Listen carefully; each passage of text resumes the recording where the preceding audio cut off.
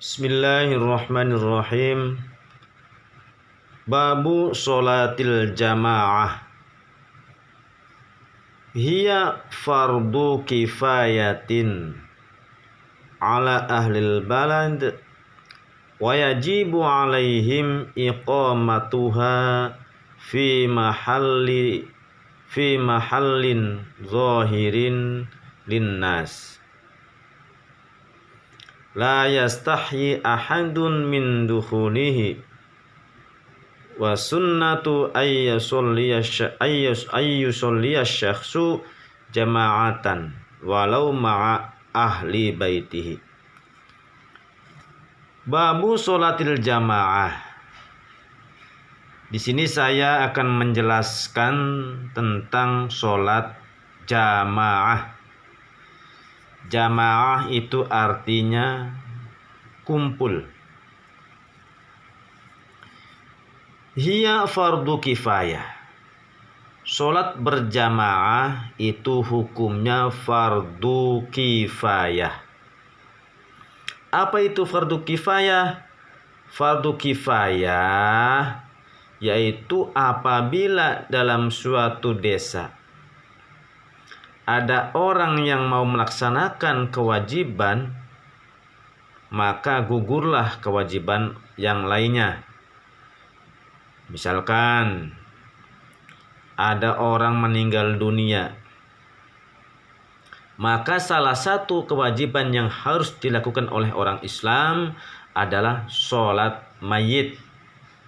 Misalkan di desa itu ada orang yang mau melaksanakan sholat mayit, satu saja misalkan, maka seluruh penduduk yang ada di situ dosanya gugur, artinya tidak berdosa.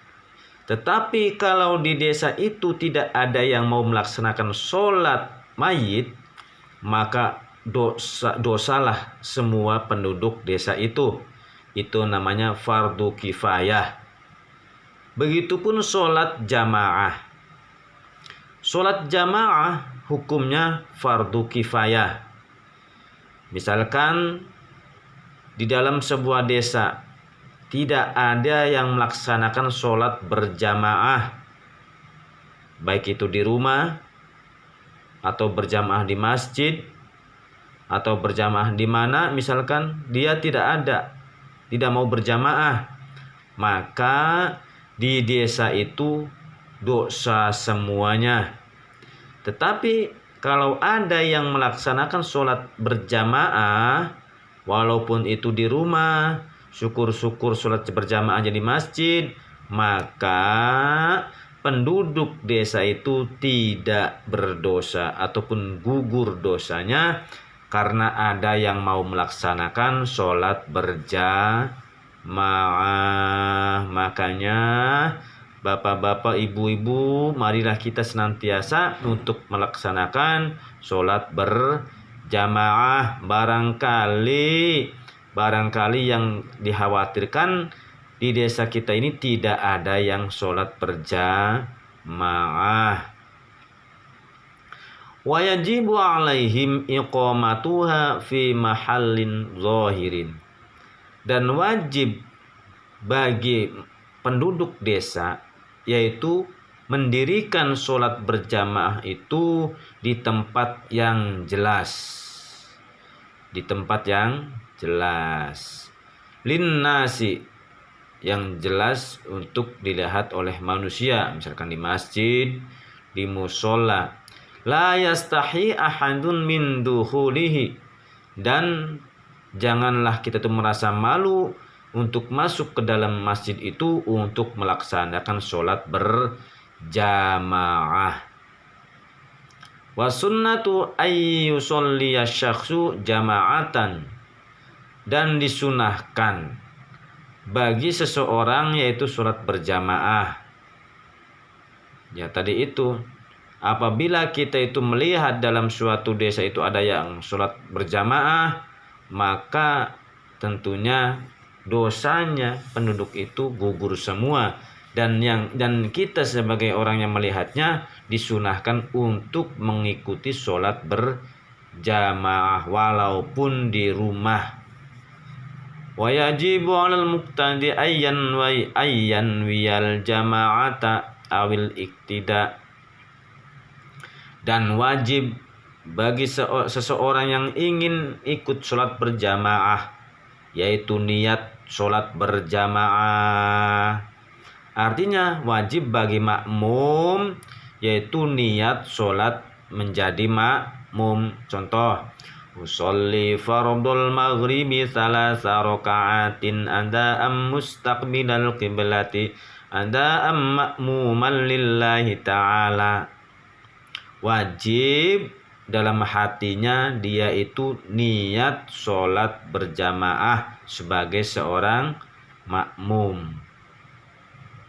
Nah, terus wa ayya'lama af'alal imam, dan dia tahu dengan pekerjaannya imam.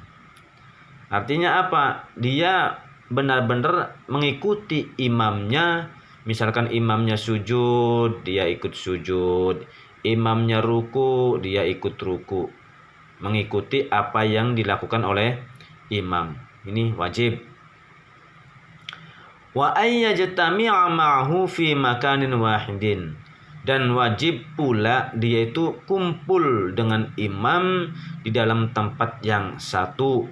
Artinya jangan sampai terpisah dengan tembok ataupun dengan pintu yang tertutup.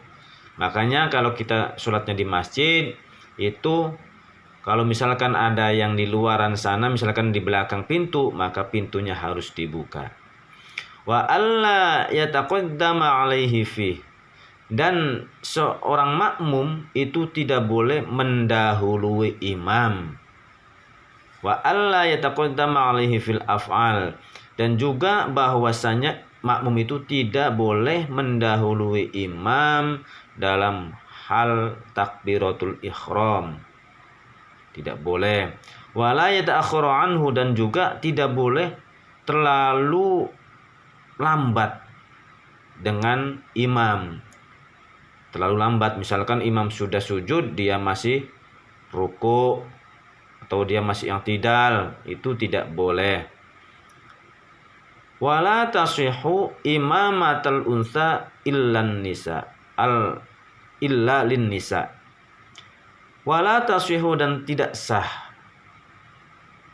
seorang imam itu perempuan. Artinya apabila kita itu seorang laki-laki yang menjadi imamnya seorang perempuan, itu tidaklah sah. Masa makmumnya laki-laki, imamnya perempuan, maka sholatnya tidak sah. Berarti sebaliknya, yang harus menjadi imam adalah laki-laki, yang menjadi makmum adalah perempuan. Terkecuali sholatnya perempuan dengan perempuan, maka tidak masalah. Misalkan imamnya perempuan, makmumnya juga perempuan. Wala amamatul kafir, wala imamatul kafir, dan tidaklah sah sholatnya orang yang imamnya seorang kafir.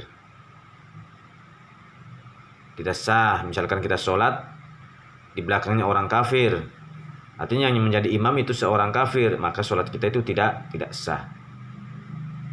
Wallahu a'lam bishawab. Terima kasih.